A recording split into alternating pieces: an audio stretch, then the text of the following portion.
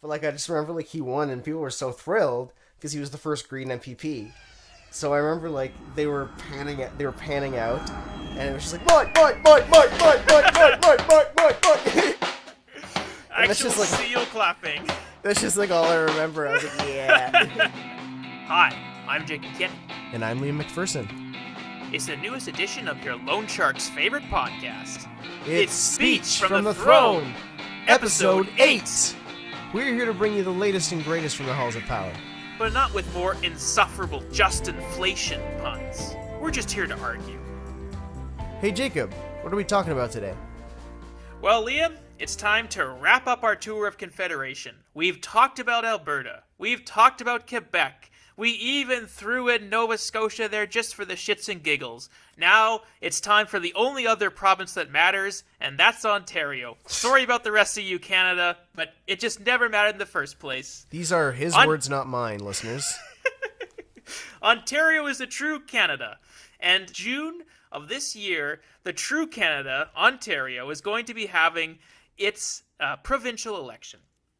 And of course, as all the pundits are saying, it looks like it's going to be a complete devastation for Doug Ford. He's going to be totally destroyed. I mean, after all, how could this guy possibly win when his record has been devastating schools with huge cuts to higher and lower education, ravaging the environment, allowing long-term care homes to become a complete bloodbath in COVID-19, actively fighting against affordable housing, and his one campaign promise to bring Buck a beer, to have only a loony buy a beer. He couldn't even deliver on that. In fact, beer prices have gone way up. But that's because of just inflation. Well, actually, that's because of just inflation. You see, no, you know what, you liberals, you always try to cut us off, and you don't cut our taxes, but you cut us off. I would cut your taxes, and I would prevent morons like this from governing. Well, thank you, Pierre. We'll talk about you later, PP. Don't you worry. Now with a record like this, Liam, it seems plainly obvious that he should be trashed. But, you know, I looked at the polls on 338 Canada, the polling aggregator, and to my shock and astonishment, he's 10 points ahead of the Liberals. And currently his odds of winning the most seats, the PCs in Ontario have a 97% chance. 97% chance of winning the June election as of right now. The only question is, will they get a majority or will they get a minority? Now, how the hell did this happen? How do you get a government whose obituaries were being written only a few months after they first took over? How do you move from a complete disaster of a government to almost a lock for victory? Well, it comes from your official opposition and the Liberals completely failing to reinvent themselves in response to your leadership. So at the NDP, they have the classic problem of having really great policies, but a total deadbeat leader. I mean, this is Andrea Horwath. She's been in there since 2009, hasn't changed a single part of her shtick, just bringing out the same tired leadership staffers and communications team over and over and over again, getting pummeled over and over again. You had, like, in 2015, 2017, Jagmeet Singh was a deputy under her, a rising star in the party, and I think it's fair to say he felt quite stifled. He realized he was going nowhere under this lady and decided that he'd be better off with the relative irrelevance of the leadership of the federal NDP, when the provincial NDP could have had a shot at government. That's just how undervalued star candidates feel in the NDP. If you're not Horwath, you get choked out, and you just get to watch this mediocre leader ruin your chances over and over and over again. And with the Liberals, you know, they got completely trashed in 2018. They went from majority government to barely having enough seats that you can even count them on both hands.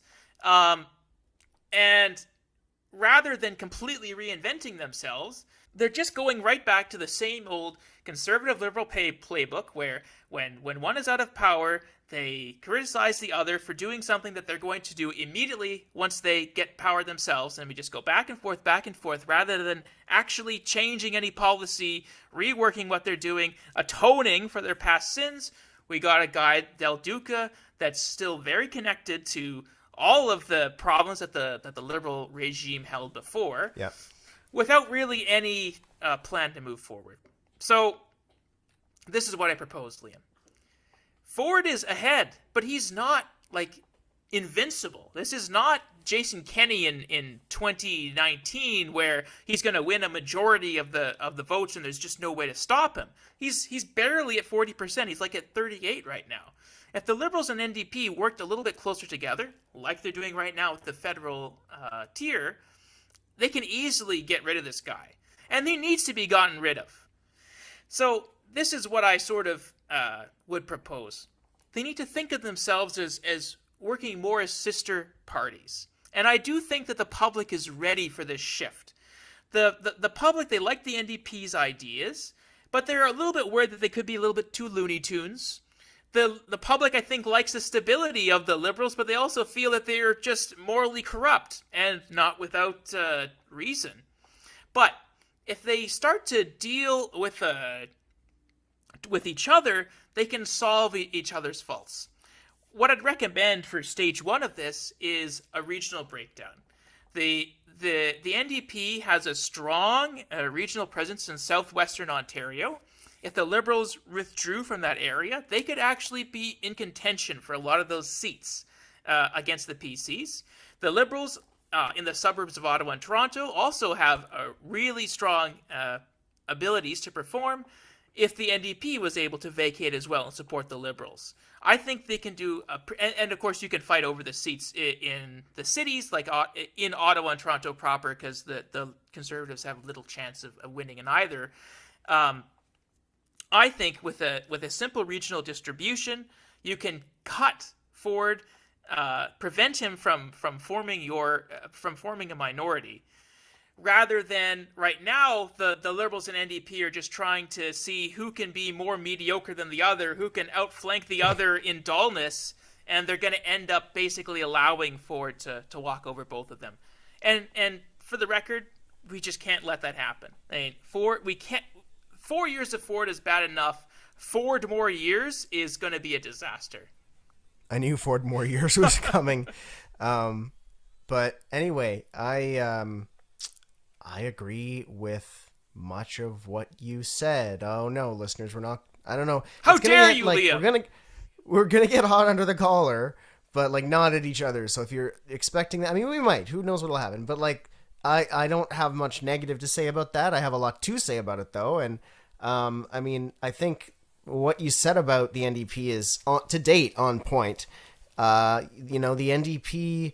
In Ontario have had the same leader since, I believe, I'd have to fact check this, but I believe off the top of my head 2009. 2009, yeah. Pretty sure. I checked that on Wikipedia, yeah. Gotcha. So, right. So that is how many years? 13 years with the same leader who has only in her last election got official opposition, and who, because of that alone, you know, in most parties, maybe if she was well liked enough, she'd make it through. But the party in general has been so compliant, and because it's over the 13 years, she's been able to build it with her people. So it's harder for her party to just throw her out, like voters might throw a government out, an incumbent government, because most of them don't have any desire to, because they were maybe recruited by Andrea or somebody that Andrea recruited, right? Like a party hierarchy, like most voters don't realize, and most people don't realize in general, that parties are very complex organizations, that they're very hierarchical. I'm not good with that word. They have a lot of levels to them. And so the thing with that is, over time, if you're the leader of a party, or even if you're somebody maybe in the leader's office or high up in a high up sort of section of the party, eventually you recruit people sort of around what that brain trust wants. That brain trust being just the higher ups, like a very centralized small group. And you recruit people based on what that brain trust wants. So eventually you fill the ranks of your party with people like that, and that allows you to hold on to power longer. So I think that's in part how she's been able to survive. But I don't know, and maybe she is a tactician within her own party, but electorally she's been totally irrelevant until getting official opposition, and that is the only reason I think I would say this is her last chance. This is her last shot. Better be. And I it's all or nothing, and if they blow it and they don't throw her out, I won't be surprised, but I'll be incredibly disappointed because they're in desperate need of a refresh right now. With the PCs, like again, you were saying everything I've been thinking. I know that the Liberals, the previous Liberal administration in Ontario, wasn't great, really wasn't great at all on the long-term care file. They neglected them, they let them get the way they were. But Doug Ford did absolutely nothing to stop that inertia. He did absolutely nothing. What is the thing that I can do? He always looks for efficiencies, and that's the word he always uses, efficiencies. And his brain is very simple-minded, and some people, conservatives would say clever, where he says, what is the most cost-effective and politically effective way that I can look like I'm doing something about this? And he's not the only politician that's like that, but he's I'll give him credit, he's very good. But the trouble with that is eventually the voters catch on to your shtick. Yep. And he did absolutely nothing to change anything about the long-term care system when he came in. Absolutely nothing. The pandemic hit. He had over a year of evidence that they needed ventilation retrofits. The schools needed ventilation retrofits, and other buildings needed it. Not necessarily an easy thing to do in terms of like time, but like an easy thing to mobilize and get going on.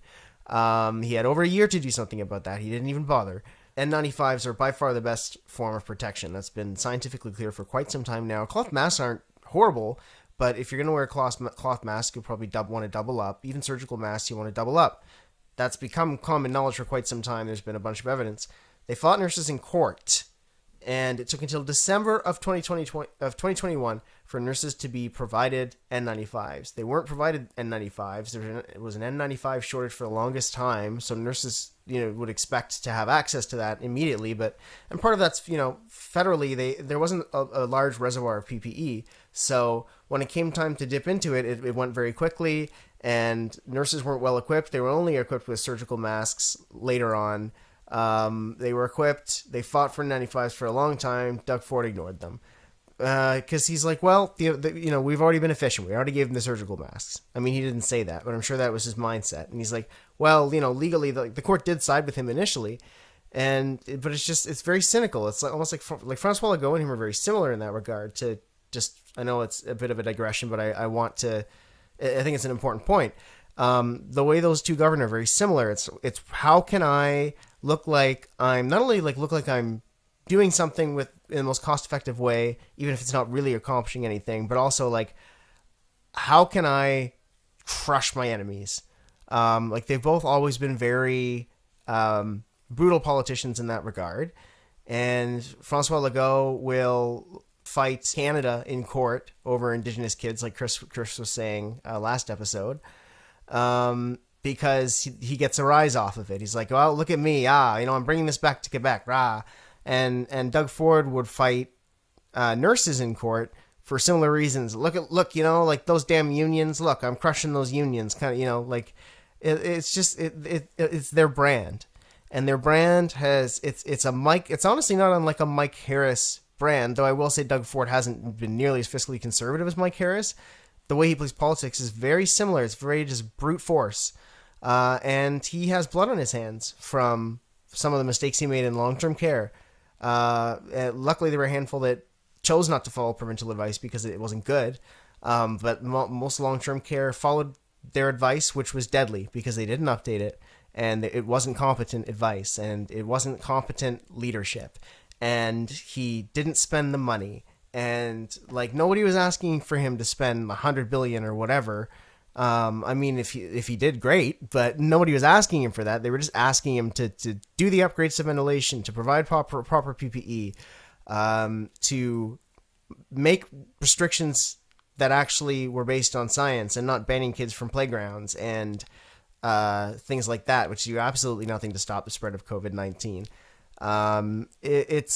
But they didn't. That was the thing, is the government never cared whether it was actually doing something scientifically to stop spread. It was just what looks like we're doing something, and it bit him in the ass in April 2021, and about a year ago. People were livid at him, myself included. We're livid because it was just like he's a bumbling bull in a china shop in the way that he does that kind of that he handles that kind of policy, and he's managed to climb back up in the polls. But you know what, Jacob? I pulled up the 2022 polling while you were doing your spiel, and recent polls starting with March 31st in Main Street Research, then there's an Ipsos poll, and then there's an Abacus Data poll, all show the Liberals and Tories within a 3 to 4 point margin. Now that's not to credit Del Duca, because I'm about to dunk on him as well, just a second. But like, people are the progressives. I mean, I don't think that's by any means because of Doug Ford's base. It's because like maybe a handful of swing voters and like center leftists are like, they're flirting with the NDP, they're flirting with the Liberals, but right now most of them are flirting with the Liberals, and they've probably parked their vote there for now. Like, that could change once we get into the campaign and we really get deep into the platforms and the debates. But they're parking their votes there, and it's looking for the good for the Liberals right now. But I would say it's still very fluid. And Del Duca certainly, up until recently, wasn't doing a whole lot to help himself with that. Like, he's an unknown. Still to this day, nobody knows who the hell this guy is. He's very unknown. It's like the Andrew Scheer problem. No, like who? Far worse than the Andrew Scheer problem. He barely has impressions with 40% of the population, when almost the other two leaders have universal name recognition. Like, it's crazy. That's It's unacceptable. Yeah. It is unacceptable, and it didn't have to be that way. But I think his leadership so far. I mean, so here's what I'll say. So he released a promise, and I sent it to Jacob today. And if you'll give me a moment, listeners, I'm going to pull it up, because it's important that we get the information correct here. And it said, institutionalizing seniors through long-term care has been one of the great mistakes of the 20th century. Today, I'm announcing that an Ontario Liberal government will end for-profit long-term care and provide 400,000 more seniors with home care. So that's... Yeah. So if he can make that the message, he can win the election. I'm going to say. But it's just, is he going to be interesting enough that the media will listen to him when he says this? And I think if he doesn't start to find a theme, which is, I'm responding to the greatest health crisis of our times with policies that are common sense and easily marketable, he could pick, again, 3-4 easy. He could turn it into a 3 to 4 pillar campaign easily. He could say, getting rid of for-profit long-term care. Okay, he could say covering, if he wanted to be like fiscally conservative, quote unquote, about it, to not scare off the blue Liberals, he could say covering prescriptions for people making under X thousand a year. If he wanted to be more ambitious about it, which I wish he would, he could, we're covering prescriptions for everyone or something like that. So like just 3 or 4 big promises. So ending for-profit long-term care, covering prescriptions, raising the minimum wage to 20, and then maybe one more like bringing back the EV rebate or something like that. That's not that exciting, but a fourth flashy thing. And he could easily be in the conversation. But so far, to date, like this is his first exciting promise to date, because so far it's been, okay, we're going to bring back the EV rebate. It's like, okay, cool. Like, that's not bad, but it's like, okay, cool. What else are you going to do? We're going to bring back the basic income pilot. It's like, okay, great news. Like, those are both great things, but it's like, it's also like, were both win era things. So it's like, there's nothing wrong with that. Like, they were good policies. Vote Stephen Del Duca. You can get Kathleen Wynne again. But that's the thing is, like, he's not Kathleen Wynne again, but that's the message it sends when it's like, okay, we're going to bring back this from the Wynne era. He's kind of, I think he's a very, I'm not saying he's like unlikable. He seems like a very like, thoughtful fellow. but he's almost like Robert Stanfield or something, where he's just very. Yeah. He looks like a Bond villain. Like he's not very posable. Anytime that the media is getting a picture of him, it's going to be an unflattering it's photo. True. There's truth to it. There's truth to it. I know that sounds brutal, listeners, but like there's truth to that. And like, I mean, be honest, why did a good chunk of people like Justin Trudeau? Why did a good chunk of people like him? He was handsome. He's a handsome dude. Yeah. He's handsome. And people that adds to your charisma and your oomph. And Del Duca, he just doesn't have that. And there's nothing wrong with that. Like, you don't have to have that to be PM. Jean Chrétien was PM. I'm not going to start naming off ugly prime ministers, but like. But if you're going to be butt ugly, you have to have something about you, whether it's your personality or your policies that distract from your image. That's the problem. Is like when you stand up to the public and say absolutely nothing.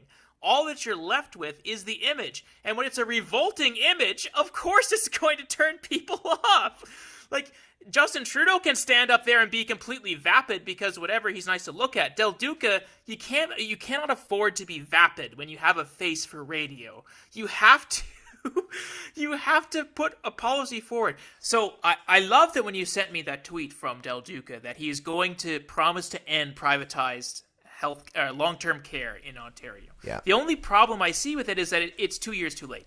At the very least, it's a year too late because last year the PCs unveiled a new law to govern their long-term care policy. This is supposed to be their fix of long-term care. And in that law, they walked back one of their key 2018 campaign commitments, and that was to increase the amount of care that each resident of a long-term care home receives. They wanted, in 2018, they promised that each resident would be given 4 hours of care per day. The current is 2 hours and 45 minutes by the end of this first mandate. In that new law, they're moving the target to 2025, and they're no longer making it a mandatory target. It's just the goal is to get there, but they're not making it mandatory. So already we have a betrayal of long-term care residents. Not to mention the 4,300 that died already of COVID in those in those long-term care homes. So bloodbath. A complete massacre. That was a perfect time for Del Duca to take this signature policy, jam it into the conversation when everyone was talking about it, paint this government in complete failure. And show how he would be different. And he hasn't been visible at all. Yeah, he waited way too long. Now, maybe I'm going to eat my words on that. Maybe he is trying to, be the dark horse that's going to arise from the grave. People do like an underdog. It's possible. It's not impossible. But I do think he's playing way too.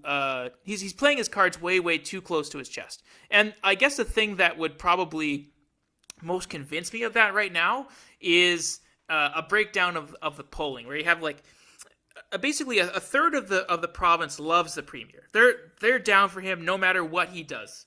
A third seems to be finding him. They say that he's acceptable. They're okay with him, and there's a third that hates him.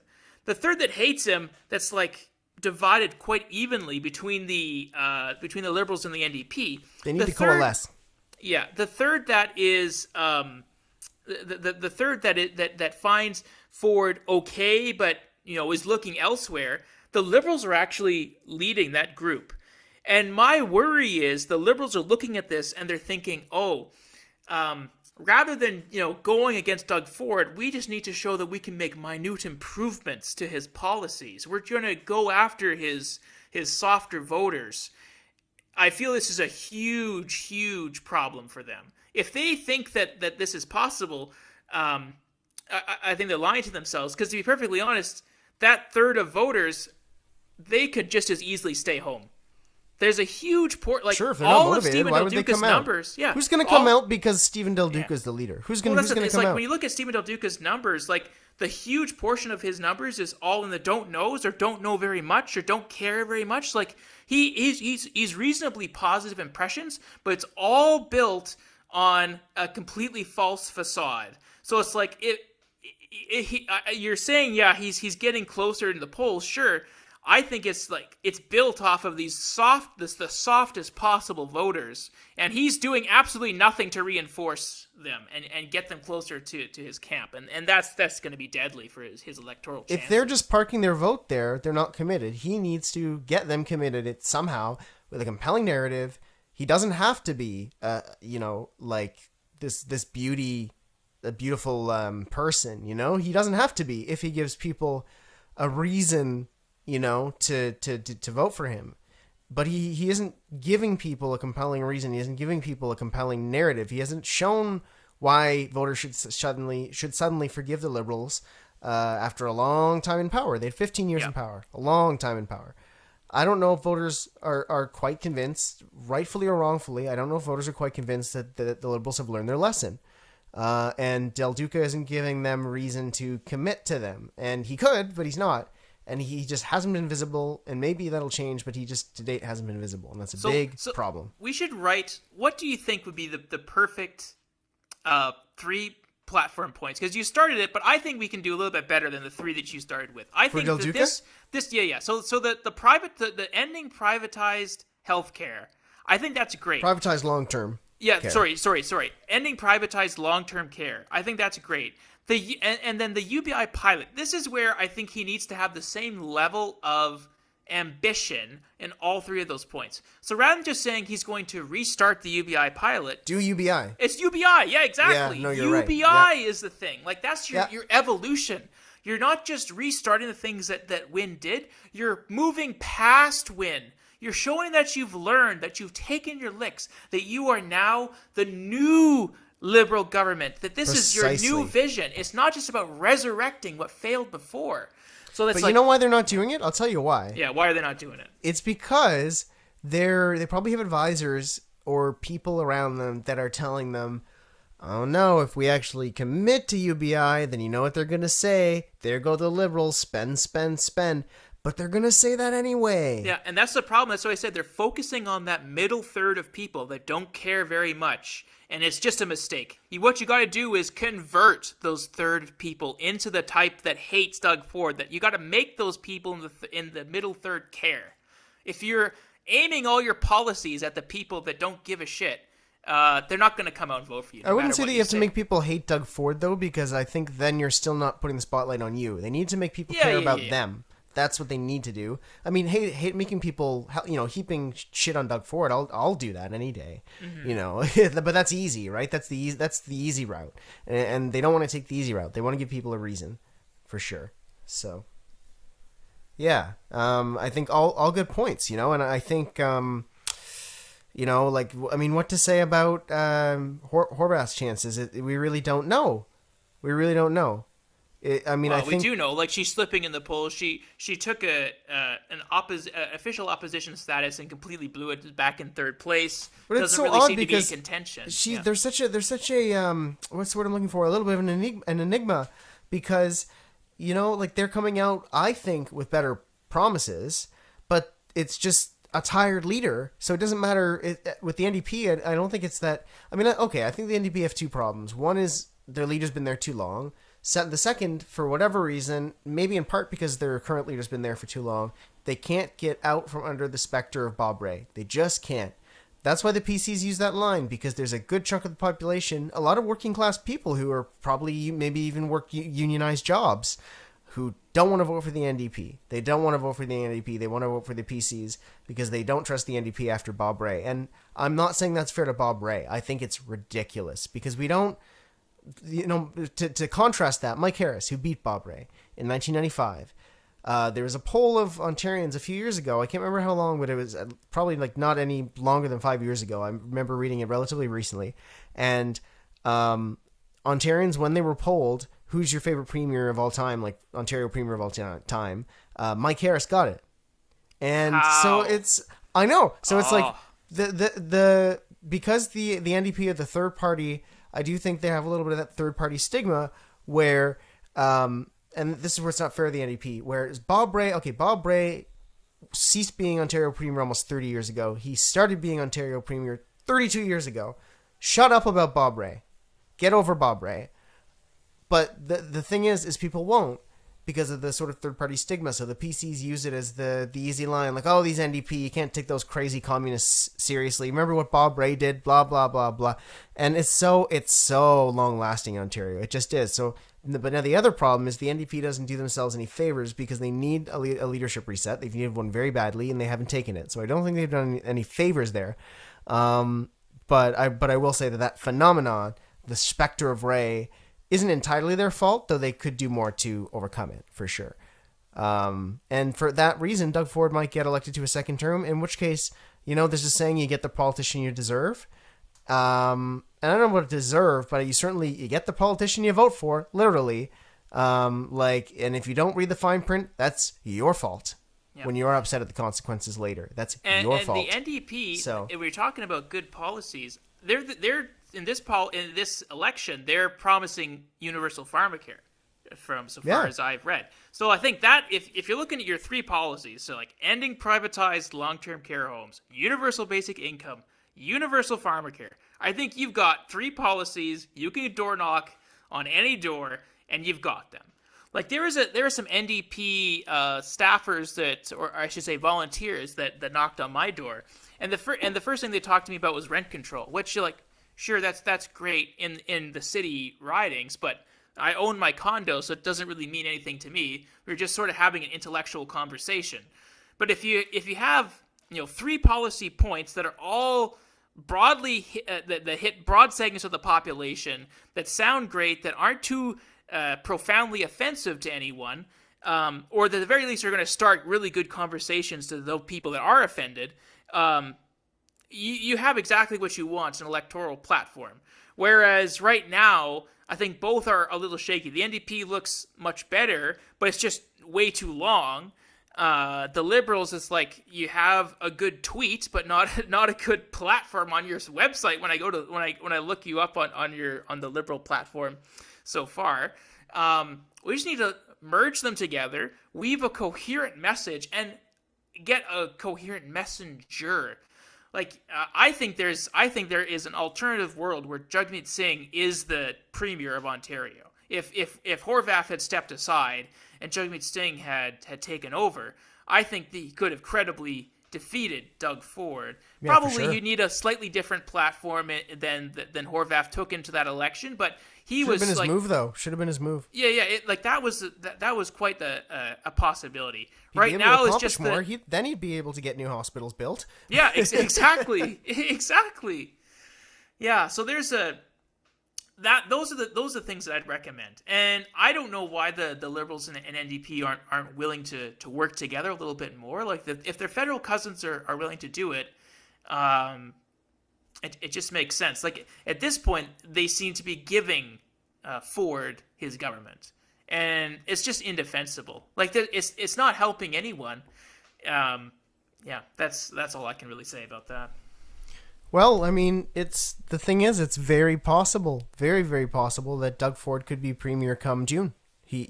Or come July, we could be celebrating Canada Day and he will, have won his second mandate. It's not impossible.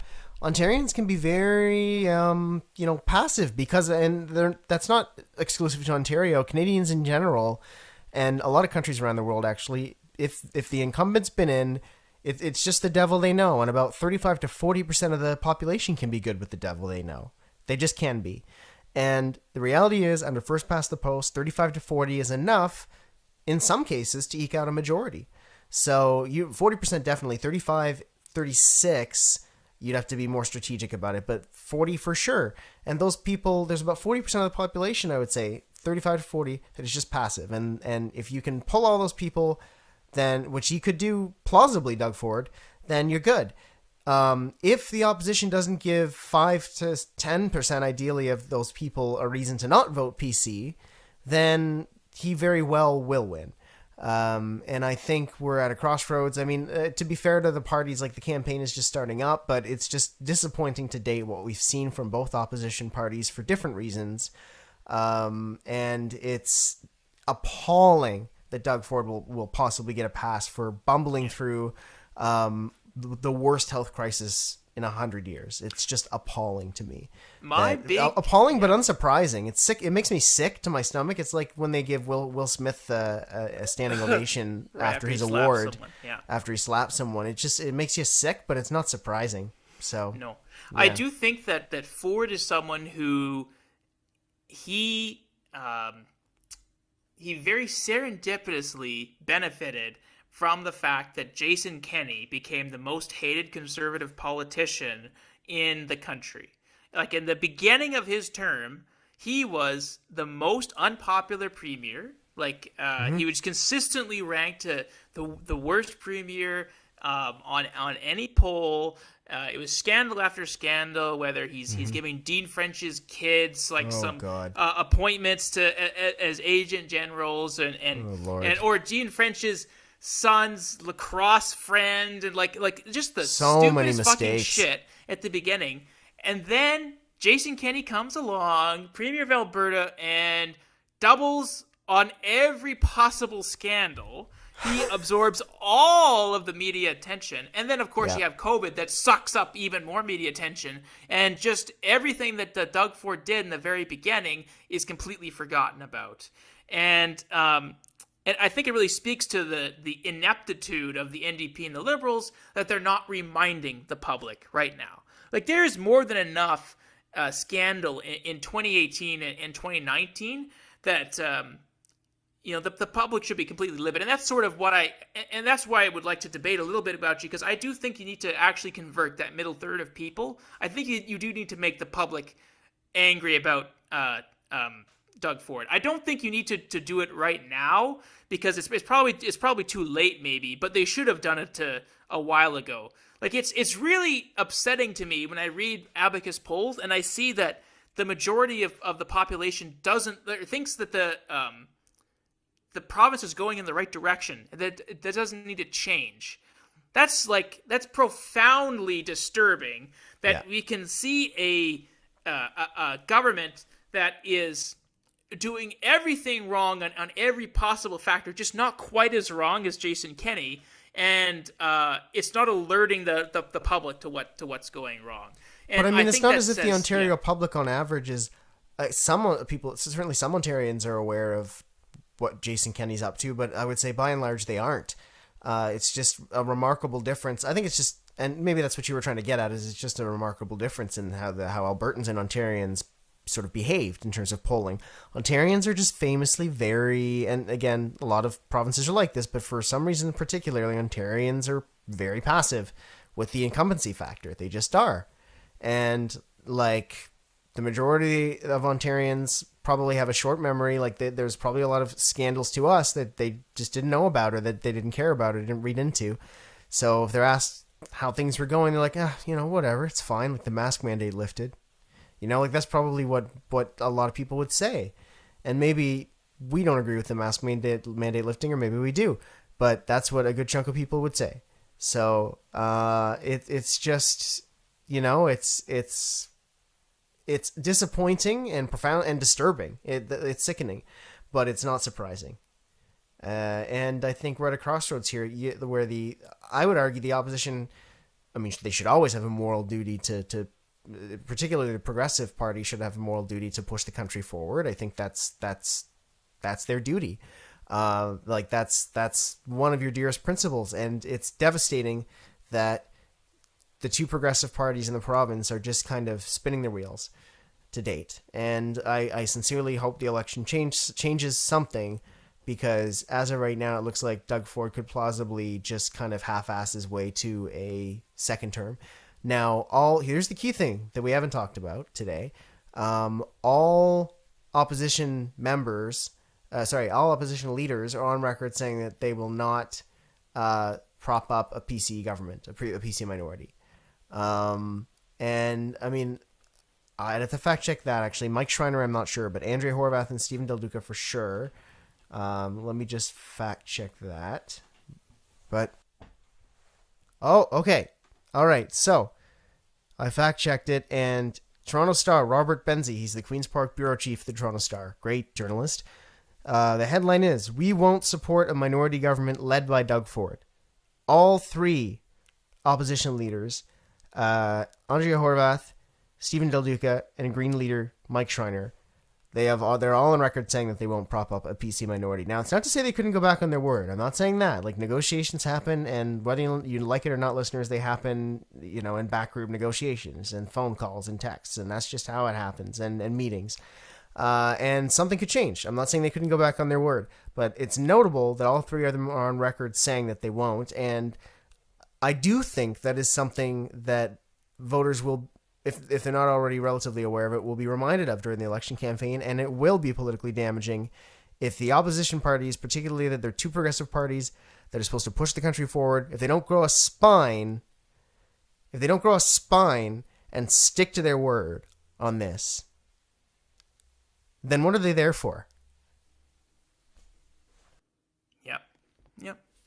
Just here to watch as Ford slowly destroys. So it's like, if you can't win an election on your own, and the other progressive party is garnering with you over 50% of the percentage, even if they're not, but right now they're garnering over 50% of the vote in the province.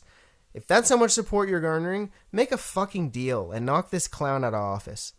So, yeah, I absolutely agree. They do need to work together, and the Liberals and the NDP, they both have the regions of support, or perhaps I should say they have demographics that fit better for their messages. That if the Liberals are going to do their, clean suburban mom routine, fine. Then the NDP should give them the suburbs. If the NDP wants to do their union common man routine, they should be given Southern Ontario, where all the union bases are, and they can work it out. Have an agreement where Liberals only run some ridings, NDP only run in some ridings, and then they both run in the cities where they can duke it out, and let the best man win there. To have some sort of intellectual competition. I think that this is a very amiable solution, and certainly there are independent movements where voters try to strategically align themselves on the progressive wing already. It's time to lean into that. I think that the voters on the left have been in this position for a very long time. I don't really understand why the parties are unwilling to do this similar thing. I guess because it looks kind of dirty, and the PCs are going to make a big deal of it. But you know what? I think it's one of those things where your message and your tactics need to align. If your message is Doug Ford is so terrible that we need to do absolutely everything in our power to stop him from forming government, then you need to actually do what is in your power to stop Doug Ford from forming government. You have an easy mechanism. And here's an example. Just fucking work together. Here's an example from our friends in the South. Yeah. Okay, Obama. And, everybody, oh my God, people are going, I've said Obama, everybody's going, Obama, oh my God, I miss him. And he was way better than Trump, I'll give you that. But he also was a lot more conservative than people remember, and backed off of a few. He definitely made a few strategic blunders, more than a few. And the most famous one is, or one of the most famous for sure, is Syria. And Obama's red line, he said, if they start using chemical weapons in Syria, or if we find out that's what they're doing, that's the red line, implying that the U.S. would intervene. And I know that everybody rolls their eyes at the U.S. intervening, but that's because, the shit they've intervened for has been a fucking power grab. This is something that, in my opinion, was worthy of intervention morally. If you're using chemical weapons on civilians, that's probably one of the most horrific war crimes that you could commit. That is a horrific thing. Yeah. And Doug Ford is by far way worse than Assad. Oh my God. So no.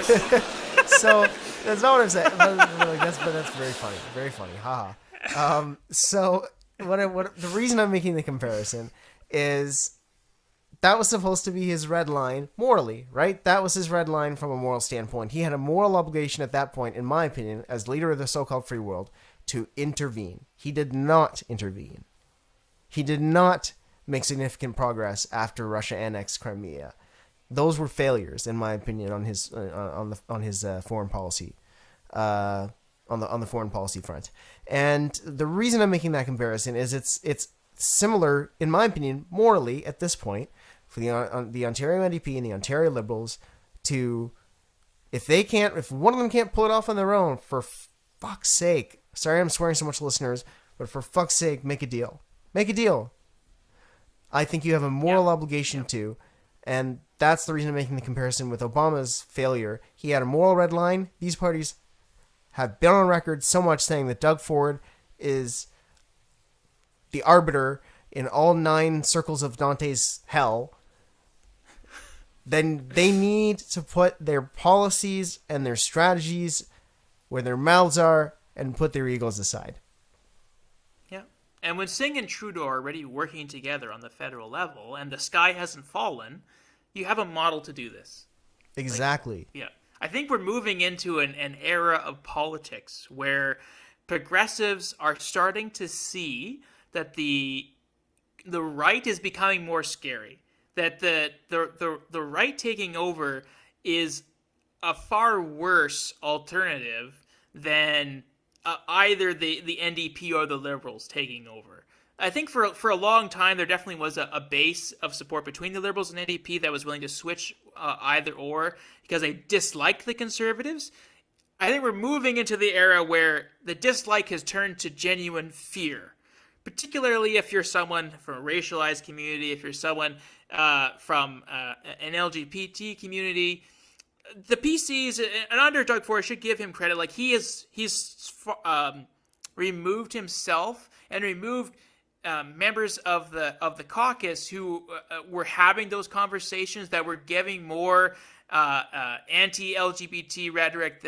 And he's been pretty good at outreaching to different ethnic communities. But the fear definitely remains, certainly in the federal cousin of the Conservatives. And if we're just looking about pure survival of the planet, like this is a guy who canceled cap and trade, who fought against carbon tax, who he's building a massive highway essentially just to benefit his own donors and friends who are developers. He's chipping away at the Greenbelt. He's being given awards by the city of Oakville for not building housing.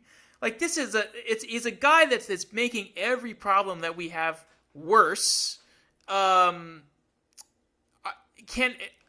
a certain point, this moves beyond just dislike of the man. It has to become genuine fear of what this guy can do with 4 more. You know what kills me? What kills yeah. me is that.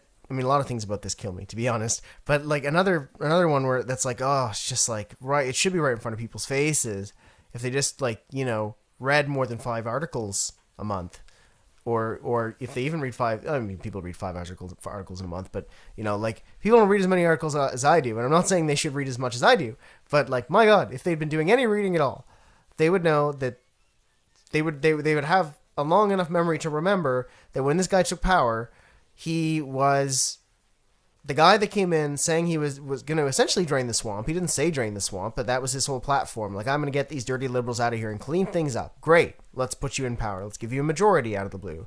And you're Doug Ford. And Rob Ford was a disaster. Okay. Doug Ford, sure. Majority. Here you go. You get a fucking majority. You let it go to your head. You start appointing Dean French's relatives. You put Dean French in your fucking office in the first place. That's a big mistake. Like all of the things that you sort of, where you're giving jobs to the boys, to the old boys that are in your party or supported you or did you favors or whatever, like I guess everybody's got to, there's going to be probably a few patronage appointments in the government. I think there just are. I'm not saying it's right ethically, but there just are. But he was like, just everything was a patronage appointment. It's like, okay, here's a single source contract to Shoppers Drug Mart to sell rapid tests for $40.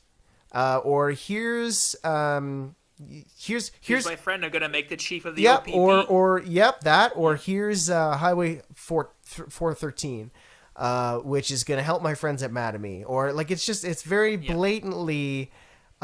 He's still but that's the thing is if anybody had been paying attention, they'd be seeing that okay, sure, he's been premier and maybe you're sort of. Well, he's the incumbent. Like, he's the devil I know. He's been in for 4 years, almost. Okay, whatever. Think about this guy. he's just because he's like been a little kinder and he showcased that he can be a genuinely nice person. And I do think he, even though he's a cynical politician, I do think he's probably a guy I would enjoy having a beer with. I'm not going to lie. Like, I think he's actually probably a chill guy if you talk to him, not about what he fucking thinks. Like, I think if you just ran into him in the bar kind of thing and, like, talked about your kids or whatever, or talked about the weather, or talked about, like, entertainment or food or something, like, I'm sure you would enjoy a conversation with Doug Ford. I think he's capable of being a likable guy, but he's so cynically, like, he's so like visibly cynical and visibly like ethically lapsing all the time, but people like don't see it for whatever reason because he comforted them during COVID, and he was good during COVID at first with the addresses. He was at the very beginning. He was, but very then good people kind of like the thing is then people kind of started tuning out of the daily COVID briefings. So they paid less attention to the numbers because they already heard it like 30 times and it was fatiguing. They're tired of hearing about it. And so they paid attention to less COVID news. And then, so maybe they weren't paying attention to the bloodbath that was happening in the province. So their last memory of Doug Ford was like, aside from the April thing, which I think did become April 2021, that became, those series of restrictions became very visible and people were very angry. So I think that was the exception. But for the most part, people were like, oh, Doug Ford, whatever. Like, he wasn't as bad as we thought. He's not Trump. And that's the other thing. That's the other thing that I think, that if you're going to say that somebody is like Trump, or if you're going to equate somebody to that level, you have an obligation to follow up those words with action. And on the federal level, all the liberals that are saying that, and myself, I would say, I'm not saying Poilievre is Donald Trump in the flesh. Like, there are crucial differences, but the way he plays politics is very Trumpian. If you're going to compare somebody to Trump and they're that much of an existential threat to the way the country operates, then you need to follow that up with action. You need to follow that up with action. Because if you don't, you're going to pay, because people won't take what you say seriously. And then you'll have a bunch of mediocre leaders. Or you'll have the same mediocre leader. Absolutely. And it's a damn shame. Sorry, listeners, I wish we had a happier thing to say. I mean, it's hopeful. I want to be hopeful. Like, the campaign could change everything. Campaigns matter. But my God, I'm just not confident. I mean, the only problem is that the Liberals are the ones that seem to be closing the gap, but it's the NDP that's actually fundraising better and seems to have the infrastructure to bring out the votes. So there's still a huge misalignment strategically between who has momentum and who can use the momentum. They need to work together. Like, I don't really think that there seems to be much solution unless Stephen Del Duca is going to magically discover personality. Like, you're talking about, Doug Ford looks like a guy that I could have a beer with. Stephen Del Duca looks like the guy that's going to steal my beer and chug it in the back room before a dumpster. Like, he terrifies me. You need to have... He ditched the glasses. If you're going to... Oh, well... It's not the glasses, but I don't think it has anything to. But I'm not saying that I'm not saying that like cause a paradigm shift in what people think of him. But I just noticed that his team ditched. They're like, okay, Steven, ditch the glasses. Well, I'm trying to think like of something Trudeau rolls like up his sleeves. That's just too cosmetic. Like a Schultz, Stephen Harper took off his glasses. Germany, He's so cool now. No, like it's too cosmetic. I'm thinking like Schultz in Germany, the current chancellor, head of the Socialist Party there.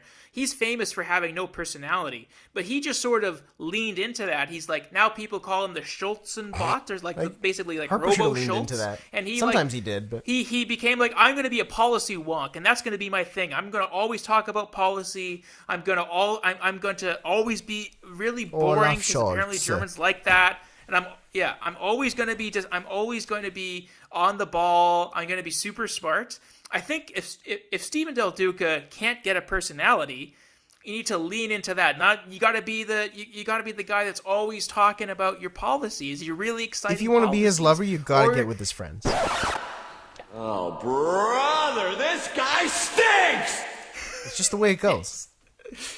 Thank you, Mel B. Thank you. So here's the story from A to Z.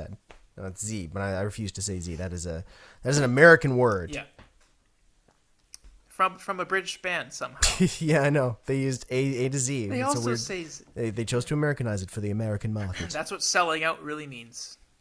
And on Speech from the Throne, listeners, we promise to never sell out. It's going to be Z all the way. Until Elon Musk forces us to change. Until Elon Musk stages a hostile takeover of our small, we love you, listeners, but small podcast. I mean, we're growing. And thank you for that, by the way. We had, 70? How many listeners in the last episode?